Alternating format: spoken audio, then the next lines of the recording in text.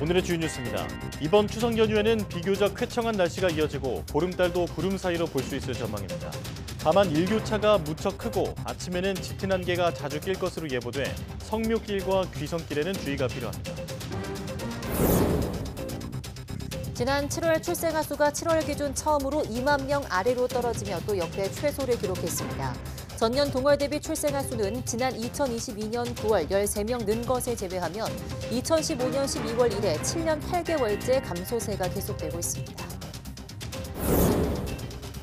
응급실을 찾은 중독 환자의 3분의 2는 사고가 아닌 고의로 독성 물질에 노출된 경우인 것으로 나타났습니다. 질병관리청이 1년 동안 전국 응급의료기관 중독 사례를 조사한 결과인데 의도적 중독이 67.2%로 비의도적 중독보다 2배 이상 많았습니다.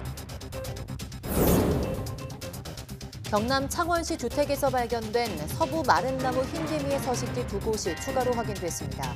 정부 합동조사단은 마른나무를 갉아먹는 외래 흰개미 특성과 분체 규모로 봤을 때 최소 10년 전에 국내에 유입돼 정착했을 우려가 있다고 밝혔습니다. 미국 정부가 세계 최대 전자상거래 업체 아마존을 상대로 올해 4번째 반독점 소송을 제기했습니다. 미 연방거래위원회는 아마존이 독점적 지위로 소비자와 납품업체 모두에 피해를 준다고 비난했고 아마존 측은 이번 제소가 사실과 법에 어긋난다고 주장했습니다.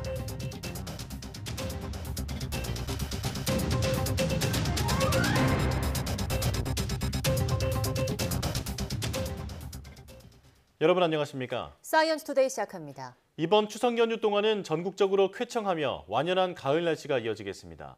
연휴 첫날인 28일 오전에는 구름이 많다가 오후부터는 하늘이 맑게 개며 연휴 막바지이자 개천절인 3일까지 쾌청한 날씨가 이어지겠습니다. 추석 당일인 29일에는 전국적으로 구름의 양이 다시 늘어나겠지만 구름 사이로 하늘이 보이는 정도가 될 것으로 예상돼 한가위 보름달은 전국에서 구름 사이로 볼 수 있을 전망입니다. 추석 연휴 동안 비 예보는 없지만 연휴 내내 아침에 짙은 안개가 끼면서 가시거리가 무척 짧아질 가능성이 큽니다. 특히 귀성길과 성묘길의 안개가 더 심할 것으로 보여 운전에 주의가 필요합니다. 엿새 동안의 추석 연휴 기간에 병원이나 약국을 이용하면 평소보다 비용을 30에서 50% 정도 더 내야 합니다. 보건복지부는 추석 연휴 동안 모든 의료기관에서 진료비와 조제료를 가산해서 받을 수 있는 진료비 가산 제도를 적용한다고 밝혔습니다. 이에 따라 응급 상황으로 마취나 처치, 수술을 받을 경우에는 진료비의 50%의 가산금이 붙고 동네 의원과 약국을 찾을 때도 30%의 가산금을 내야 합니다. 서울시가 추석 연휴 기간인 28일부터 다음 달 3일까지 문 여는 병의원, 약국 9천여 곳을 지정해 운영한다고 밝혔습니다. 연휴 동안 문을 여는 병의원은 응급의료기관 외 병의원 3,100여 곳이며 문 여는 약국은 해당 병의원의 인근에 있는 5,900여 곳입니다. 서울시 내 66개 응급의료기관과 종합병원 응급실은 평소와 같이 24시간 운영합니다. 응급의료기관은 서울대병원 등 권역 지역 응급의료센터 31곳, 서울시 서남병원 등 지역 응급의료기관 18곳, 응급실 운영병원 17곳 등입니다. 문을 여는 병의원 약국은 서울시 25개 자치구 누리집과 응급의료 포털, 전화, 응급의료 정보 제공 앱에서 확인할 수 있습니다. 추석 연휴를 앞두고 3조 8천억 원가량이 시중에 풀렸습니다. 한국은행은 추석 연휴 전 10영업일 동안 금융기관에 공급한 화폐가 3조 8,486억 원으로 추산된다고 밝혔습니다. 이 기간 한은이 발행한 화폐는 4조 995억 원, 한은 금고로 돌아온 화폐는 2,509억 원이었습니다. 지난해 추석 연휴 전 10영업일과 비교하면 화폐 발행액이 10.2%, 환수액이 34.2% 줄어 순발행액은 8%, 3,338억 원 감소했습니다. 한은은 추석 연휴 기간이 늘어났지만 비현금 지급 수단 이용 확대 등에 따른 화폐 수요 둔화로 발행액이 감소했다고 설명했습니다.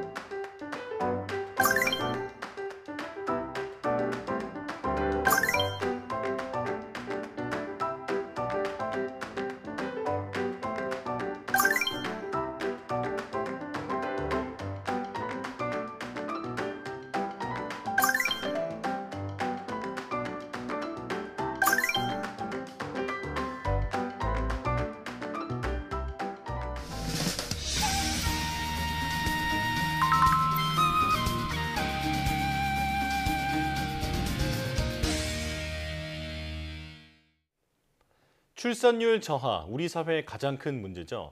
지난 7월 태어난 아기가 19,000여 명으로 같은 달 기준 역대 최저 기록을 다시 경신했습니다. 사망자는 코로나19 때보다도 많아서 우리나라 인구는 3년 9개월째 자연 감소했습니다. 이승은 기자가 보도합니다. 지난 7월 태어난 아기가 7월 기준 처음으로 2만 명 아래로 떨어졌습니다. 7월 출생아는 19,102명으로 지난해 같은 달에 비해 1,373명, 6.7% 줄었습니다. 10달째 역대 최소 기록 경신입니다. 하지만 지난해 9월 출생아 수가 13명 증가한 데 그친 걸 고려하면 사실상 2015년 12월 이래 7년 8개월째 감소세로 볼 수 있습니다. 여성 1명이 평생 낳을 것으로 예상되는 자녀 수를 뜻하는 합계 출산율은 지난해 0.78명입니다. 올해는 1분기 0.81명, 2분기 0.7명에 이어 연말로 갈수록 출생아가 적어지는 경향을 감안하면 0.6명대로 떨어지는 것 아니냐는 우려가 나옵니다. 코로나 사태가 해제되면서 지난 5월과 6월 증가했던 혼인 건수 역시 다시 감소세로 돌아섰습니다. 내수 위축을 반드시 동반하는 거기 때문에 국민 경제 잠재 성장률 하락 이런 것까지 동반하는 굉장히 큰 위기다. 사실 경제학에서 가장 큰 위기가 인구 감소 혹은 초고령화라고 보고 있는 것 같습니다. 고령화 추세로 지난 7월 사망자는 2만 8천 명이 넘어 7월 기준 역대 최다였습니다. 코로나가 유행했던 1년 전보다 2천 명 넘게 늘었습니다. 사망자 수가 출생아 수를 웃돌면서 인구는 9,127명 자연 감소했습니다. 인구 자연 감소는 3년 9개월 연속입니다. YTN 이승은입니다. 응급실에 찾은 중독 환자의 3분의 2는 극단적 선택이나 자해 목적 등 일부러 독성 물질에 노출된 환자인 것으로 집계됐습니다. 질병관리청은 지난해 6월부터 1년 동안 전국 응급의료기관 응급실의 내원 환자를 대상으로 실시한 중독 심층 실태조사 보고서를 공개했습니다. 보고서에 따르면 국내 중독 환자가 연간 10만 명 안팎이며 총 진료비는 578억 원에 육박하는 등 중독으로 인한 사회경제적 부담이 크다고 밝혔습니다. 또 조사 기간에 응급실을 찾은 중독 환자의 45.8%가 중증 중독이었고 1.7%는 끝내 사망했습니다. 중독 이유를 보면 의도적 중독이 67.2%로 비의도적 중독보다 2배 가까이 많았습니다. 주요 노출 물질은 진통제, 진정제, 수면제 등을 포함한 치료 약물이 절반을 조금 넘었고 가스류 13.7%, 인공 독성 물질 11.9% 순으로 사례가 많았습니다. 허리와 엉덩이 둘레 비율 WHR이 체질량 지수와 무관하게 모든 원인에 의한 사망 위험과 뚜렷한 연관이 있다는 연구 결과가 나왔습니다. 캐나다 심장혈관 뇌졸중 연구소가 38만 8천 명의 건강 정보를 분석한 결과 허리와 엉덩이 둘레 비율, 체질량 지수, 체지방량 등 3대 체중 지표 가운데 허리와 엉덩이 둘레 비율이 사망 위험과 가장 강력하고 일관된 연관이 있는 것으로 나타났다고 밝혔습니다. 허리 엉덩이 둘레 비율은 허리 둘레를 엉덩이 둘레로 나눈 수치로 여성은 0.85, 남성은 0.9 이상이면 복부 비만으로 간주되며 수치가 높을수록 사망률도 높아지는 것으로 나타났습니다. 연구팀은 이 같은 결과는 건강평가의 초점을 체질량 지수로 측정하는 전신지방에서 허리와 엉덩이 둘레 비율로 평가하는 지방 분포로 전환할 필요가 있다는 또 하나의 증거라고 지적했습니다. 갑자기 추워지는 10월에 난방용품 사용 관련 피해가 늘어날 가능성이 있다고 서울시가 주의를 당부했습니다. 서울시는 최근 4년간 한국소비자원에 접수된 난방용품 관련 상담이 3천여 건인데 특히 10월에 전월 대비 상담 건수가 약 56% 증가했다고 밝혔습니다. 상담 유형은 품질 안전이 71%를 차지해 가장 많았습니다. 최근 에너지 가격이 급격히 오르면서 상대적으로 가격이 저렴하고 부분 난방이 가능한 전기장판 등 난방용품 사용이 10월 무렵부터 늘어나서 피해가 집중되는 것으로 분석됐습니다. 원래 단독 생활을 하는 삭과 오소리가 지리산에서 함께 다니는 장면이 무인 카메라에 포착됐습니다. 좀처럼 보기 어려운 국립공원 속 야생 동물들의 일상을 담은 영상이 공개됐습니다. 김평정 기자입니다. 수풀이 우거진 습지에 고양이와 닮은 동물 가족이 나들이를 즐기고 있습니다. 자세히 보니 온몸에 반전 무늬가 선명한 멸종위기종 살깁이다. 무릉덩이에 호기심을 보이며 뛰어놀던 새끼들은 이내 어미를 따라 사라집니다. 어두운 밤 지리산에서는 동물 2마리가 빛이 반사된 눈을 반짝이며 지나갑니다. 앞서가는 오소리를 살기 뒤따르고 있는데 원래 단독 생활하는 두 동물이 함께 지내는 모습이 관찰된 것은 흔치 않은 일입니다. 신기한 야생동물의 일상을 생생하게 포착한 건 국립공원 곳곳에 설치된 무인 카메라입니다. 특히 어미가 새끼를 보살피는 장면이 많이 찍혔는데 무등산 탐방로에서 어미 고라니를 부지런히 쫓아가는 새끼 고라니가 카메라에 담겼고 소백산에서는 들꿩이 새끼를 데리고 다니는 모습이 포착됐습니다. 나무 위에 앉아있는 하늘다람쥐와 냇가를 뛰노는 담비, 그리고 변화무쌍하고 화려한 빛깔의 팔색조 등 다양한 야생동물들이 관찰됐습니다. 촬영된 영상은 멸종위기종 조사의 귀중한 자료로 활용됩니다. 국립공원공단은 앞으로 다양한 야생동물의 생태적 습성을 파악하여 서식지를 보존하는 데 적극 노력하겠습니다. 생태계가 비교적 잘 보존된 국립공원에는 멸종위기 야생생물의 68%가 서식하고 있습니다. YTN 김평정입니다.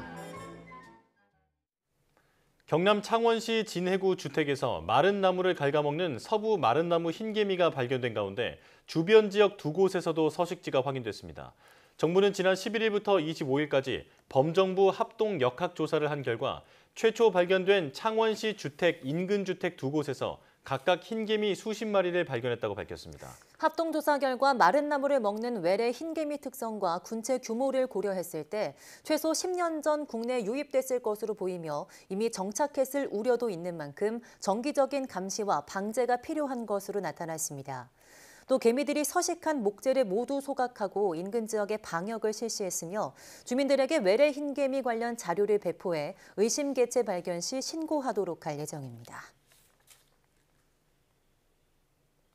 중국과 일본이 후쿠시마 제1원전 오염수 방류를 놓고 IAEA 총회에서 설전을 주고받았습니다. 또 중국과 같은 곳에서 자국 어선이 잡은 수산물의 유통은 허용하면서 일본 어선이 조업한 것은 수입을 금지하는 것을 놓고도 신경전이 벌어졌습니다. 도쿄에서 김세호 특파원이 보도합니다.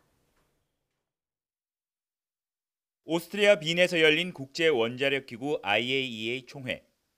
오염수 방류 문제로 갈등을 겪는 중국과 일본이 서로를 향한 비판을 이어갔습니다. 류징 중국 국가원자력기구 부주임은 오염수를 일본 정부의 공식 표기인 처리수가 아닌 핵 오염수라고 지칭하며 포문을 열었습니다. 日本不顾国际社会的普遍质疑和有关国家民众的强烈反对，一意孤行启动排海计划，引起国际社会广泛关注。 뒤이어 연설에 나선 다카이치 사나의 경제안보 담당상은 중국의 사실에 근거하지 않은 채 일본산 수산물 수입 금지를 강행한다며 반박했습니다. China is the only country, despite being a member of the IAEA, that continues to spread scientifically groundless information. 이런 가운데 중국이 일본 주변 해역에서 자국 어선이 잡은 수산물은 국내 유통을 허용하면서 일본 어선이 포획한 수산물은 일본산으로 간주해 수입을 금지하는 것으로 알려졌습니다. 이 때문에 중국이 이중잣대를 적용하고 있다는 일본 내 비판이 잇따르며 조업 현장을 둘러싼 신경전도 가열되고 있습니다. 여기에 홍콩 세관 당국은 보란듯이 일본산 수산물을 밀수하려 한 6명을 체포했다고 밝혔습니다.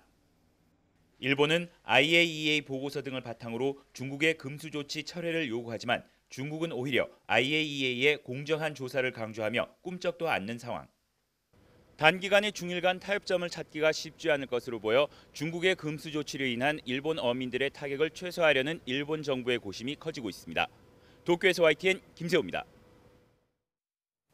중국에 이어 러시아도 일본의 오염수 해양 방류에 대응해 일본산 수산물 수입 금지 방안을 검토 중이라고 러시아 타스 통신과 로이터 통신이 보도했습니다.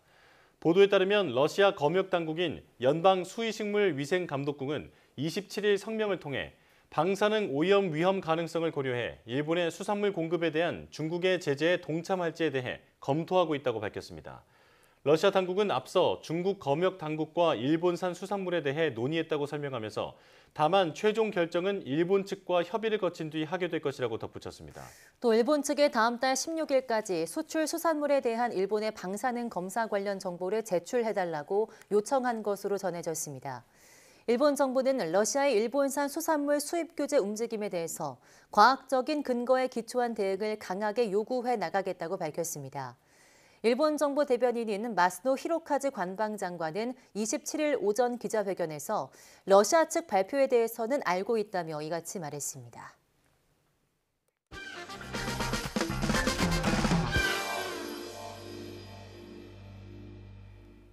시력이 좋다는 건 고정돼 있는 대상을 아주 작은 것까지 상세히 볼 수 있는 능력을 말하죠. 그런데 빨리 움직이는 대상을 정확히 포착해내는 건 또 다른 능력인데요. 바로 동체 시력이라고 부릅니다. 네, 빠른 속도로 움직이며 순식간에 사라지는 물체를 정확히 보고 인식할 수 있는 동체 시력은 특히 운동선수들에게 매우 필요한 능력이기도 한데요. 오늘 과톡에서 나의 동체 시력은 어느 정도인지 한번 체크해 보시죠.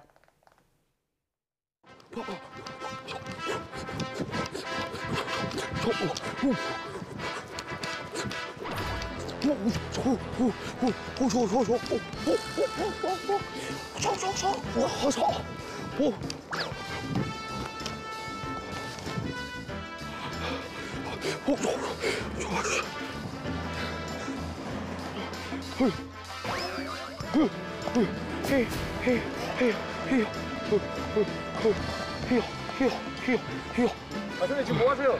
왔어? 지금 동체 시력 훈련 중이야. 동체 시력이요? 야, 이 친구 아직 뭘 모르는구만. 야, 지금 제19회 아시안 게임이 열리고 있잖아. 그래서 지금 동체 시력 훈련을 하는 거 아니야. 아시안 게임하고 동체 시력하고 뭔 상관이에요? 얘가 진짜로 모르는구만.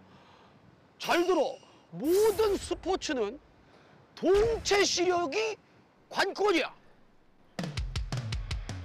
동체 시력이란 움직이는 물체를 정확하고 빠르게 인지하는 능력인데요. 일반적으로 논하는 정지 시력과는 차이가 있습니다.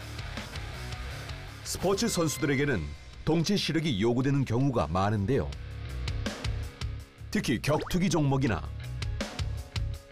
야구, 배드민턴, 탁구 등 공이 빠른 구기 종목들에서 필수적입니다. 또한 이 스포츠에서는 게이머들의 피지컬이라고 불리는 것이 이 동체 시력인데요. 자, 오늘은 동체 시력 특집입니다. 우리 동체 시력을 한번 테스트해보고 동체 시력을 향상시킬 수 있는 건 과연 뭐가 있을지 지금부터 확인해 보도록 하겠습니다. 오케이, 동체 시력, 렛츠고! 자, 먼저 내 동체 시력은 어느 정도일지 테스트를 한번 해보는 시간을 가져보도록 하겠는데요. 잠시 후 화면에 지나가는 물건이 뭔지를 맞추면 된답니다. 자, 그럼 지금부터 시작!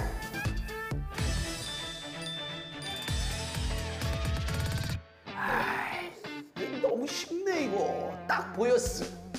정답. 바나나. 맞죠? 네, 정답은 바나나였습니다. 자, 그럼 다음 두 번째 문제 가보죠. 오, 뭐야 이거? 잠깐 다시 한 번만 다시 보여줘. 오, 야, 이게 뭐지? 봤다. 오징어. 오징어 정답 맞습니다. 이거 너무 쉽잖아 이거. 나 너무 무시했네. 수준을 좀 확 올려주세요. 예? 그럼 이번에는 박스 안에 움직이는 점이 몇 개인지 맞춰주시면 돼요. 박스 안에 점. 오케이. 다 움직이는 것 같은데? 하나, 둘, 셋, 넷, 다섯, 여섯, 일곱 개인가? 오케이. 7. 네, 정답은 7개.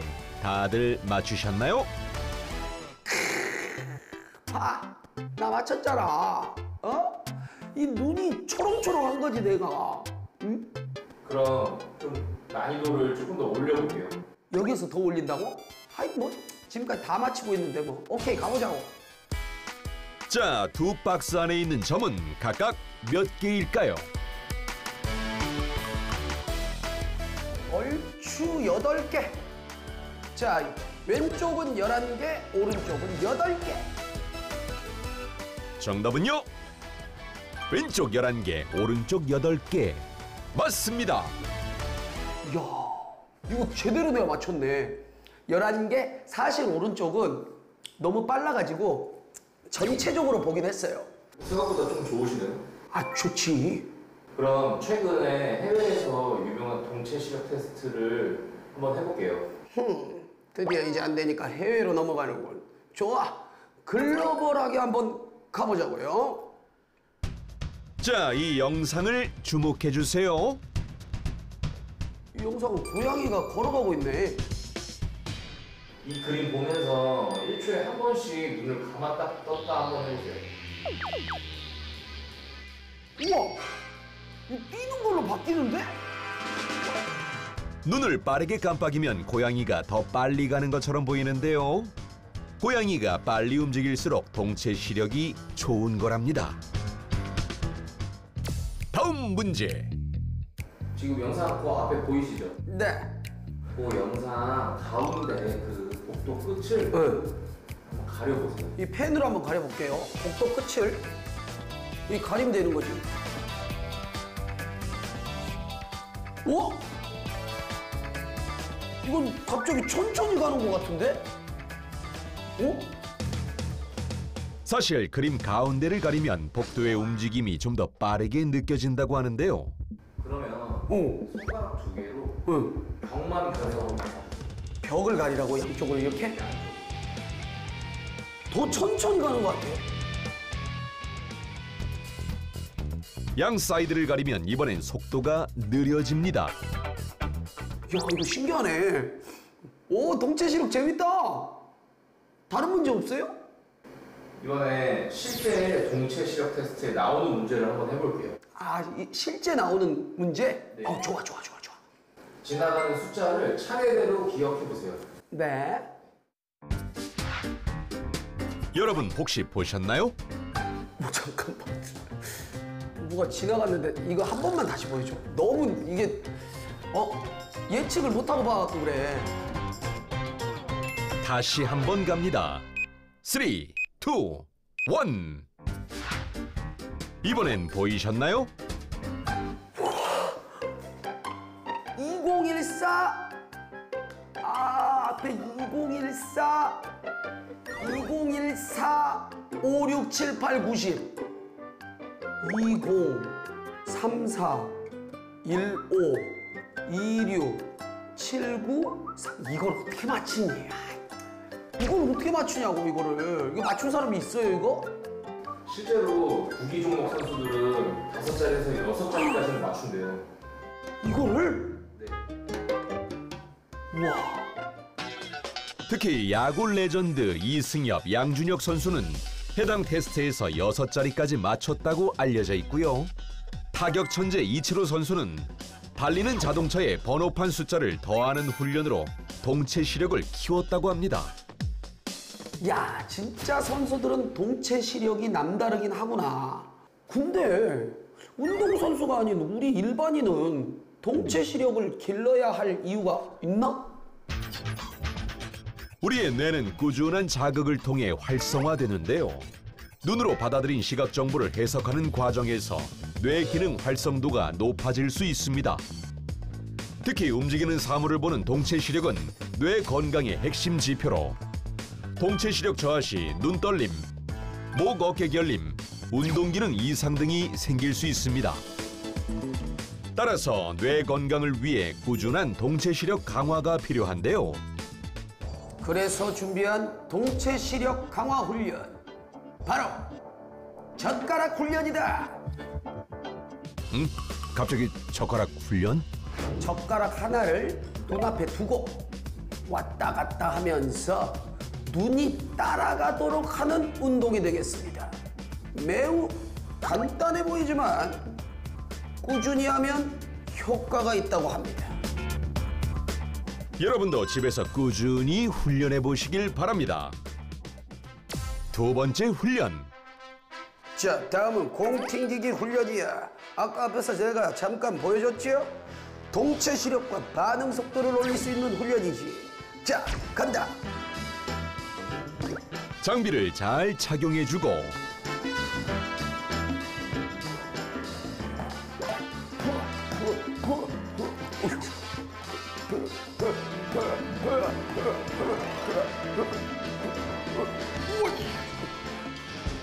세 번째 훈련. 이건 추신수 선수가 했던 훈련으로 유명해요. 숫자가 적힌 공을 던질 때 그 숫자를 읽어보는 거야. 자, 던져봐. 우와, 추신수 선수가 이 훈련을 했다고? 이걸 뜨는 거 자체가 우선은 힘드네요. 야, 추신수 선수 대단해. 그래도 기억나는 대로 혹시라도 봤다면은 한번 얘기해 주실 수 있어요? 세 자릿수 570. 네, 전혀 아니었고요. 자, 오늘은 뇌 건강에 중요하다는 동체 시력에 대해 알아봤는데요. 엔딩 멘트도 동체 시력 향상 훈련으로 대처해 보도록 하겠습니다. 다음 주에 이곳에서 만나요. 제발!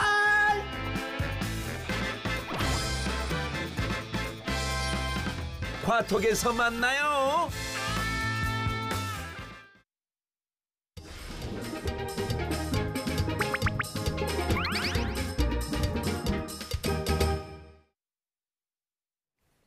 동물의 다양한 생태와 습성을 알아보고 그 속에 담긴 과학을 찾아보는 시간입니다. 사이언스주 이동은 기자와 함께합니다. 어서 오세요. 안녕하세요. 네, 오늘은 어떤 동물에 대해 알아볼까요? 네, 오늘은 지구상에서 가장 추운 환경 속에 살아가는 동물입니다. 북극곰에 대해서 이야기 한번 나눠볼까 합니다. 네, 북극곰 하면 이름에서도 이제 북극이 들어있으니까 네. 북극에서만 살 거라고 생각하는데 실제로 서식지는 어딘가요? 네, 뭐 북극권이 맞습니다. 북극곰은 보통 알래스카나 캐나다 북부 또 뭐 그린란드나 아이슬란드 같이 해빙이 있는 그런 북극권에 주로 사는데요. 섬이나 뭐 대륙의 해안 지역 또는 북극 연안의 동토지대죠. 툰드라에 널리 분포하고 있습니다. 이런 지역은 보통 영하 50에서 60도 정도까지 강추위가 이어지는 곳인데 네. 기온이 낮을 뿐만 아니라 바람도 시속 120km까지 불어서 체감 온도는 더 낮다고 합니다. 네, 정말 이렇게 극한 추위 속에 사는 걸 보면 북극곰에게 비결이 있을 것 같은데요. 네, 맞습니다. 물론 이 북극곰에게는 추위에서 살아남는 비결이 몇 가지가 있습니다. 그중에서 가장 대표적인 것이 북극곰의 트레이드 마크라고 할 수 있는 이 털인데요. 네. 사실 북극곰의 털은 자세히 보면 흰색이 아닙니다. 한 올씩 살펴보면 아주 미세한 유리관처럼 속이 비어있는 투명한 색인데 네. 이렇게 빈 곳에 햇빛이 들어가게 되면 빛이 산란하면서 우리 눈에는 흰색으로 보이게 되는 거죠. 또 이 털의 성분은 케라틴인데요. 사람의 손톱처럼 이 단백질로 이루어져 있고 색소도 없다고 합니다. 네, 그럼 북극곰의 털이 투명하면 체온 유지에는 어떤 장점이 있을까요? 네, 우리가 보통 이 추위를 막기 위해서 이중 유리창을 쓰잖아요. 그러면 유리창 사이에 공기가 차게 되면서 이 열이 들어가거나 나가는 것을 좀 막아주는 효과가 있는데 북극곰의 털도 비슷한 역할을 한다고 합니다. 예. 투명한 털 안에 공기가 채워져 있어서 열이 빠져나가는 것을 막아주고 보온 효과를 높여주는 거죠. 예. 실제로 이 과학자들이 야간에 북극곰을 관찰하기 위해서 적외선 카메라로 촬영을 해봤더니 북극곰이 내뿜는 열이 감지되지 않았다 이런 기록도 있습니다. 또 이 북극곰의 털은 방수 기능도 있는데요. 5cm 길이의 짧은 털이 촘촘히 나 있고 그 바깥쪽으로 12cm 정도의 뻣뻣하고 긴 털이 덮여 있습니다. 이 긴 털이 방수 기능을 갖추고 있어서 마치 방한복처럼 물속에서도 체온을 유지하도록 해주는 겁니다. 아, 그렇군요. 햇빛을 가둬서 따뜻하게 해주기도 하고 방수도 된다고 하니까 네. 정말 이런 곳에서 살아나기 위해서는 가장 좋은 무기라고 볼 수 있겠네요. 네, 그런데 또 이 정확히 얘기를 하자면 북극곰의 털은 보온 역할을 절반 정도밖에 못한다고 볼 수 있고 네. 그 아래에 있는 북극곰의 피부가 나머지 절반 역할을 담당을 합니다. 예. 북극곰의 털이 하얀색으로 보이는 것과는 다르게 피부는 검은색인데 앞서 얘기한 것처럼 북극곰의 투명한 털은 마치 광섬유와 같이 햇빛을 몸속으로 전달하는 역할을 합니다. 그런데 이때 이 검은색의 피부가 털에 반사된 햇빛을 90% 이상 아주 효율적으로 흡수를 해서 북극곰의 몸을 따뜻하게 해주는 건데 열의 발산을 막아서 온기를 피부층에 가둬주는 그런 역할을 하는 거죠. 예. 이 과학자들은 이런 북극곰의 피부와 털이 진화 과정에서 얻은 일종의 생존 무기다 이렇게 봤는데 투명한 털이 사냥할 때는 흰색으로 보여서 이렇게 눈과 얼음으로 덮인 북극에서는 위장이 되는 동시에 또 이 광섬유 역할을 해서 빛을 흡수하기도 하고요. 또 이 피부는 검은색으로 되어 있어서 열을 빠져나가지 않도록 이렇게 이중으로 막아주는 겁니다. 그렇군요. 네, 정말 어떻게 보면 사람들이 입는 그 따뜻한 방한복보다 더 과학적인 것 같아요. 네, 맞습니다. 그래서 이 과학자들이 지난 1940년대부터 이 북극곰의 털과 이 피부를 이용해서 그런 비슷한 방한 기능을 가진 섬유를 만들려는 노력을 했습니다. 그런데 이 80년이 지난 최근에서야 비슷한 모습의 합성 섬유가 개발이 됐는데 미국 연구팀이 태양빛을 끌어들여서 가둘 수 있는 일종의 이중 구조의 인공 섬유를 개발을 했습니다. 연구팀은 이 열 복사에 도움을 주는 복합 소재를 나일론에 더한 뒤에 전기가 통하는 전도성의 고분자를 코팅을 했습니다. 이 고분자가 어두운 색인데 북극곰의 검은 피부처럼 열을 저장하기에 적합하다고 본 거죠. 네. 실제로 이 합성 섬유로 재킷을 만들었더니 면으로 만든 같은 두께의 재킷보다 30% 정도 더 가벼웠고요. 또 보온 효과는 뛰어난 것으로 나타났는데 면 자켓을 입었을 때 추위를 느끼는 온도보다 10도 정도 더 낮은 곳까지 버틸 수 있었다고 합니다. 네, 이제 곧 북극곰 패딩이라고 하는 무슨 그런 제품도 나오지 않을까 이런 생각이 드는데요. 자, 그리고 북극곰이 아주 큰 덩치와는 다르게 아주 빠르게 얼음 위에서 달려 나가더라고요. 이건 어떻게 가능한 건가요? 네, 북극곰이 보통 몸무게가 300kg이 넘고요. 또 수컷 같은 경우는 650kg에 달하기도 하는데 전력 질주할 때는 시속 40km로 아주 빠르게 달릴 수 있다고 합니다. 북극곰이 이렇게 얼음 위나 눈밭에서도 미끄러지지 않고 자유롭게 달릴 수 있는 것이 발바닥에 있는 독특한 돌기 때문인데요. 한 연구팀이 북극곰과 불곰, 미국 흑곰, 또 말레이곰 이렇게 4종의 곰에 대해서 발바닥의 미세 구조를 살펴봤습니다. 네. 그 결과 이 말레이곰을 제외한 나머지 3종의 곰은 모두 발바닥에 작은 돌기가 나 있었는데 북극곰의 돌기는 불곰이나 흑곰보다 1.5배 높아서 표면적이 더 큰 것으로 나타났습니다. 실제로 연구팀이 3D 프린터로 만든 돌기를 이용을 해서 실험을 해봤더니 마찰력이 최대 50%까지 커졌는데요. 한마디로 이 발바닥 돌기가 미끄럼 방지 역할을 제대로 해준다고 볼 수 있는 거죠.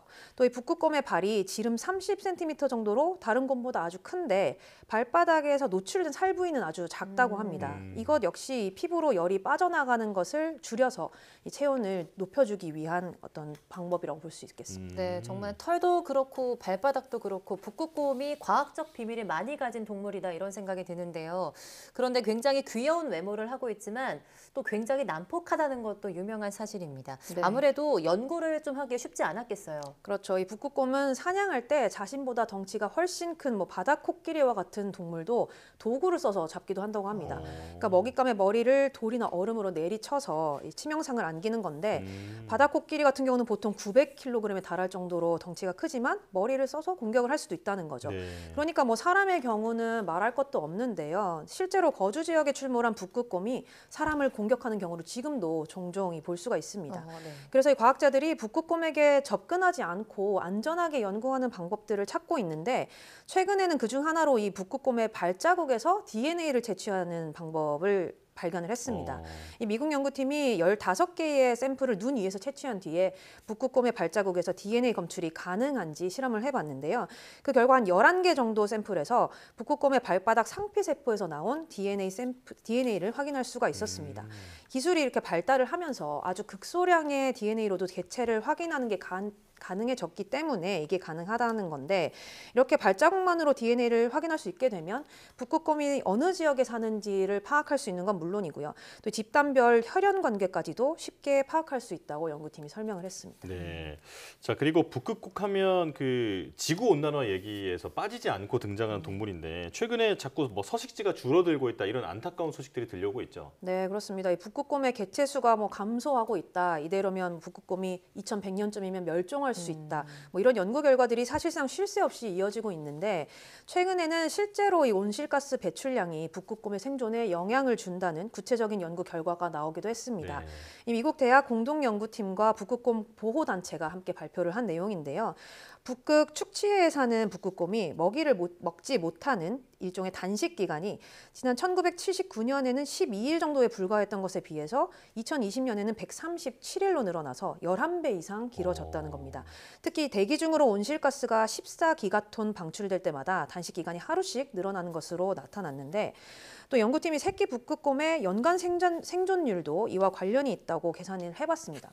과거 온실가스 배출량을 고려했을 때 1980년대에 70% 수준이었던 새끼 북극곰의 생존율이 현재는 32% 정도까지 떨어졌을 것으로 이렇게 추산을 했는데 이에 대해서 AFP 통신은 현재 전 세계에서 매년 50기가톤의 온실가스가 대기로 배출되고 있기 때문에 이 북극 일부 지역의 새끼 북극곰 생존율이 매년 3%포인트씩 감소하고 있다 이렇게 지적을 하기도 했습니다. 아, 예. 네, 인간의 욕심 때문에 이런 동물들이 피해를 보고 있는 게 아닌가 싶네요. 그런데 여기서 조금 희망적인 이야기도 있습니다. 우리가 보통 지구 온난화로 해빙이 줄어들면서 북극곰이 더는 살 수 없는 환경이 됐다 이렇게 알고 있잖아요.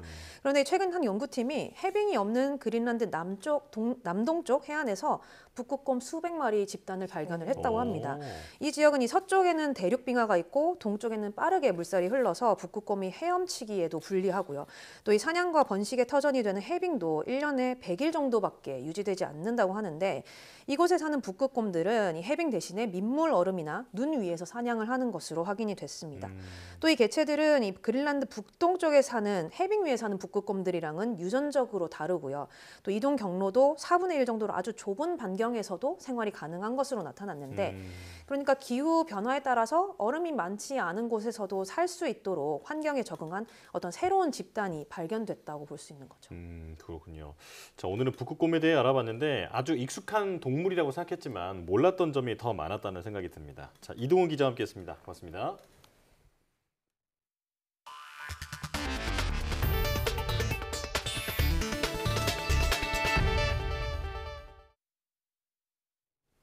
보이스피싱을 당한 피해자들은 빼앗긴 돈을 돌려받지 못하는 경우가 대부분인데요. 경찰이 100억 원이 넘는 피해금이 가상자산 거래소에 묶여있던 사실을 확인하고 환급에 나섰습니다. 어떻게 가능한지 윤웅성 기자가 보도합니다. 최근 보이스피싱 범죄 수익금이 코인 형태로 해외에 유출되는 사례가 많은 것에 주목한 경찰. 가상자산 거래소와 대책을 논의하다 새로운 사실을 알게 됐습니다. 보이스피싱 피해금 입금이 확인돼 이용 정지된 국내 가상자산 거래소 5곳의 339개 계정에 무려 122억 3천만 원이 남아있었던 겁니다. 경찰은 계좌 추적을 통해 피해자 503명을 특정했고 이 가운데 지금까지 103명에게 40억 원을 돌려줬습니다. 4년 전 남편과 사별한 A씨도 1,000만 원을 받게 됐습니다. 남편은 기존 대출을 낮은 이율로 갈아타게 해준다는 말에 속아 보이스피싱 조직에 1,600만 원을 건넨 뒤 소가리를 하다 암투병 끝에 세상을 떠났습니다. 저도 솔직히 믿기지 않았어요. 남편이 진짜 많이 도와주나 보다. 저희 어려운 형편에. 현행법상 시중은행끼리는 서로 정보를 공유할 수 있어서 지급 정지와 피해금 환급이 모두 가능합니다. 다만 가상자산 거래소는 금융기관으로 취급되지 않아 동결까지만 가능하고 환급은 이뤄지지 않는데 이번엔 경찰이 묶여있던 거래소 계정의 입금 내역을 역추적하면서 피해자들에게 돈을 돌려줄 수 있게 된 겁니다.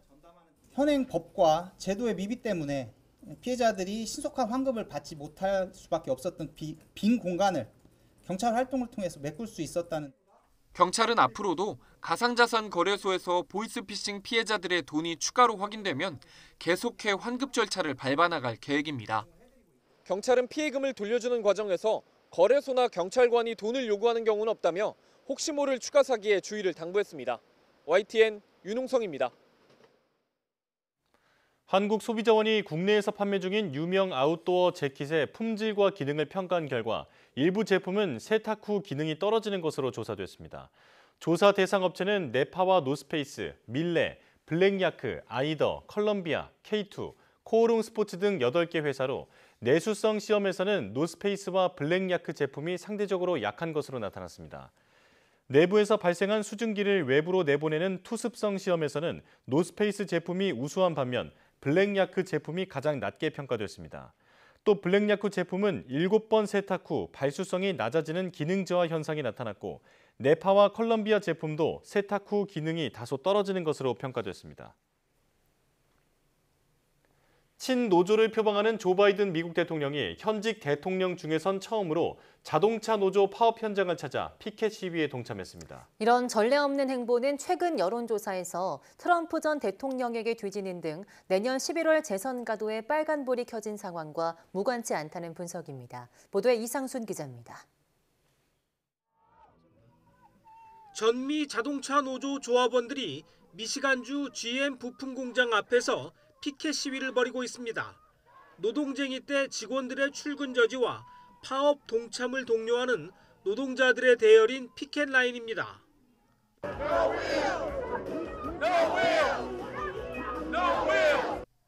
파업 12일째를 맞은 이 피켓 라인에 조 바이든 미국 대통령이 합류했습니다.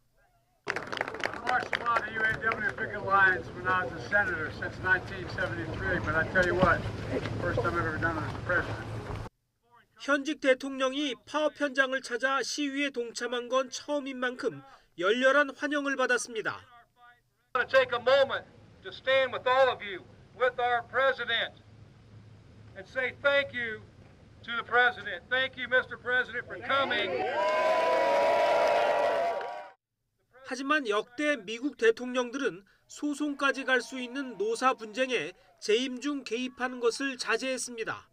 열렬한 친노조 대통령으로 평가받는 루즈벨트와 트루먼은 물론 카터 집권기 때도 그랬습니다.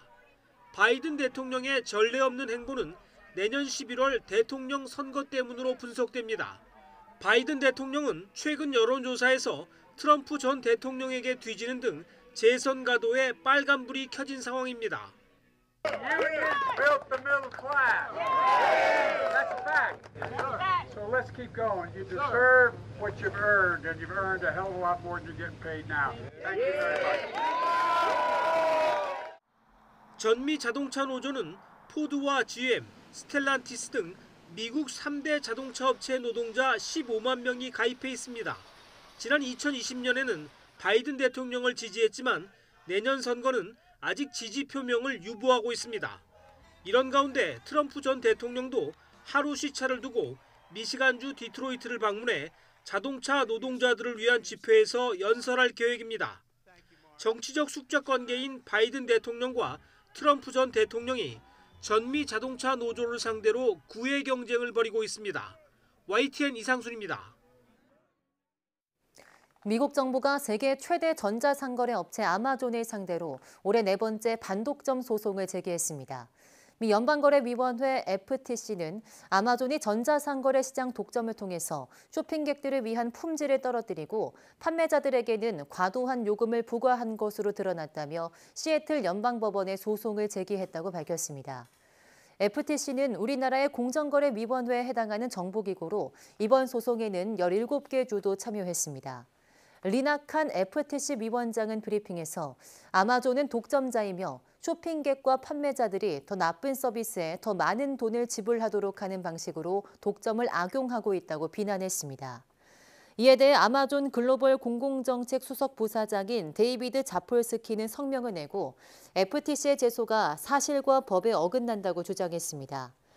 이번 소송은 FTC가 올해 들어 아마존을 상대로 제기한 4번째 소송으로 아마존을 향한 FTC 리나칸 위원장의 칼날이 정점을 찍었다는 평가가 나오고 있습니다. 4년 전 헝가리 부다페스트에서 유람선 침몰로 한국인 25명이 숨지는 참사가 있었죠.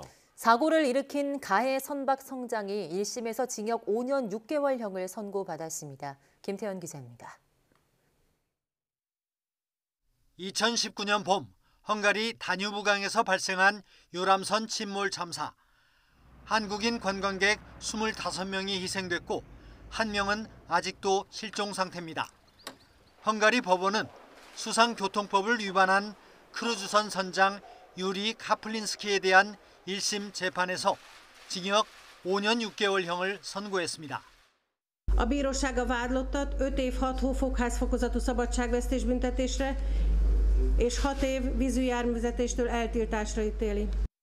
우크라이나 출신의 카플린스키 선장은 당시 크루즈선 바이킹 시긴호를 운항하다 유람선 허블레아니호를 추돌하는 사고를 일으켰습니다.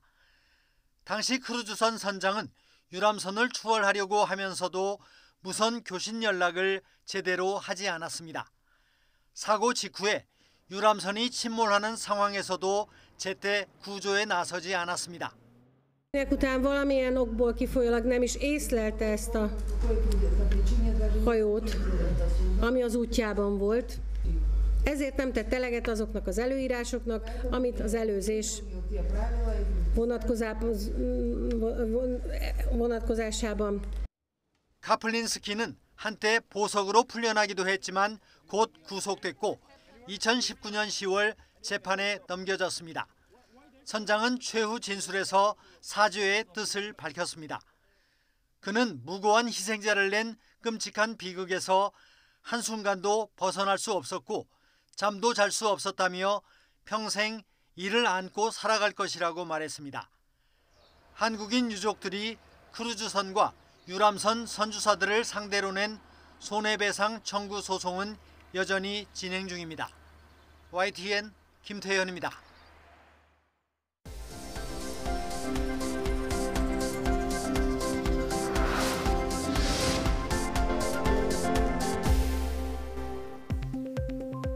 국내 연구진이 인공지능을 활용해 조현병의 원인을 치료할 수 있는 실마리를 찾아냈습니다. 카이스트 이도원 교수팀은 한국한의학연구원, 미국 스탠리 의과학연구소와 공동으로 인공지능을 이용해 개인 유전형과 조현병 사이의 선천적 병리 모델과 조현병 예측 지표를 발굴했다고 밝혔습니다.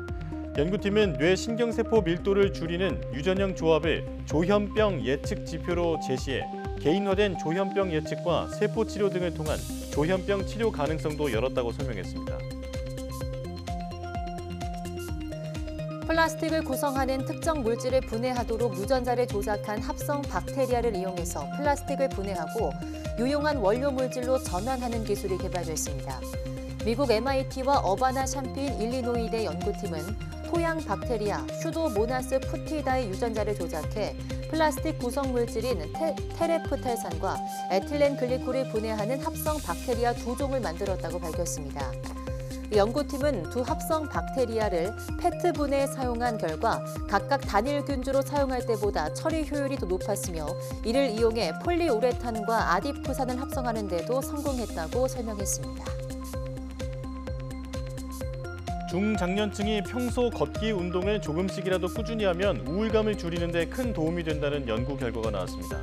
연세대 의대와 아주대 의대, 순천향대 부천병원 공동연구팀은 제7차 국민건강 영양조사에 참여한 40에서 60세 6,886명을 대상으로 일주일에 5일 이상 걷는 그룹에서 우울감을 가질 위험은 전혀 걷지 않는 그룹에 비해 47% 낮았으며 자살 생각을 가질 위험은 75%까지 낮아졌다고 밝혔습니다. 연구팀은 정신건강 측면에서 볼 때 몰아서 걷기보다는 하루 30분 정도라도 매일 걷는 것이 더 중요함을 보여주는 연구 결과라고 설명했습니다. 한국전자통신연구원 에트리가 주도적으로 개발한 사물 인터넷과 스마트시티 관련 기술들이 국제 표준으로 승인됐습니다. 에트리는 지난 13일부터 22일 탄자니아에서 열린 국제전기통신연합 전기통신표준화 부문 사물 인터넷 스마트시티 연구반 국제회의에서 이 같은 성과를 냈다고 밝혔습니다. 이번 회의에서는 에트리 연구진이 주도적으로 개발한 스마트시티를 위한 디지털 트윈 연합, 배달 로봇 연동 요구사항 등 13건이 표준으로 승인됐고 배달 로봇 연동 참조 구조 등 4건의 신규 표준화 과제도 채택됐습니다.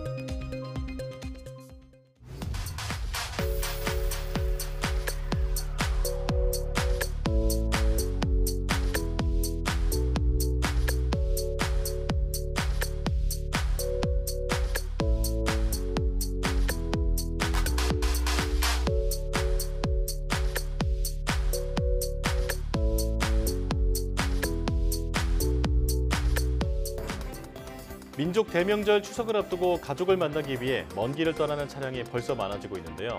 출발 전 엔진과 제동장치, 타이어 등 차량 점검 잊지 마시고 안전운전하시기 바랍니다. 네, 넉넉하고 풍요로운 한가위 보내시길 바랍니다. 네, 뉴스 마칩니다. 고맙습니다.